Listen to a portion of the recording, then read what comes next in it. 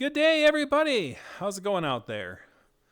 Well, I enjoy furry nonfiction, and I'm always glad to see new faces come into the fray. Global Furry Television for Eastern Furry News. Dog Patch Press covers different aspects of the fandom that I don't cover, and having a diverse set of people covering topics of the furry fandom of interest is always great. Abergwine used to cover furries in the media. She had like 2 seasons, basically one 7 years ago, one 3 years ago. She doesn't post all that much anymore, but her channel is pretty good. So I wanted to use this opportunity to bring up a new channel that I saw. They don't have too many videos yet, but the videos that I did watch, I really did enjoy, and they covered topics I've kind of covered in this channel before. Only I think they use the technology a little bit better than I do. So if you haven't seen them yet, I'm going to share their information here. Their name is Fry Badger, and as you can see, they cover topics like disabilities in the furry fandom, wealth disparity in the furry fandom, which the primary thing that covers is basically fursuits and how fursuits can lead to bullying and things like that, whether somebody has used a lot of money to acquire their fursuits or just starting out with a quote-unquote mass-produced cheaper fursuit, and how that can cause ostracization. The main thing she points out is that situation from Biggest Little Fur Con, where there was a young lady in a Maskimoles thing, which we covered on this channel when it happened.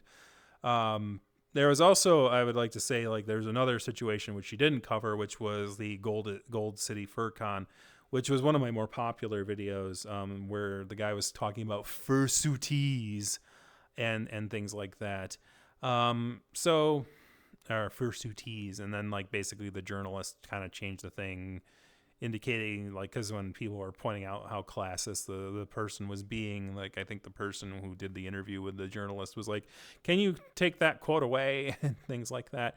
If you go back to the history on my channel, where you have the I think it's Golden Gate Fur Con. It was the Gold Coast Fur Con, maybe it may be Gold Coast, because I think it was an Australian one, and Gold Gate is usually the San Francisco, so Gold Coast would be probably what I'm thinking.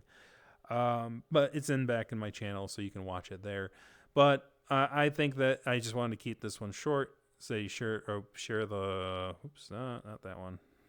Share the love with other nonfiction creators, and I think they also covered the Texas Act. That we covered on our channel here, and she had her own words on that.